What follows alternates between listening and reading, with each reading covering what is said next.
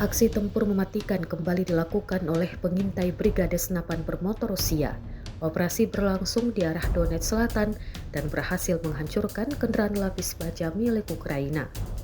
Dalam laporan yang beredar dan rekamannya diunggah di Telegram Rabu 2 Juli 2025, kendaraan lapis baja internasional Max Pro buatan Amerika Serikat milik Ukraina meledak setelah melintas di jalur yang telah ditanami bahan peledak. Akibat ledakan dahsyat tersebut, kendaraan itu terlempar dan terguling ke arah sungai di tepi jalan. Tak berhenti di situ, kendaraan yang sudah dalam posisi terbalik kemudian dihancurkan total oleh serangan lanjutan dari pesawat nirawak jenis FPV milik Rusia dan memastikan tidak ada potensi ancaman yang tersisa.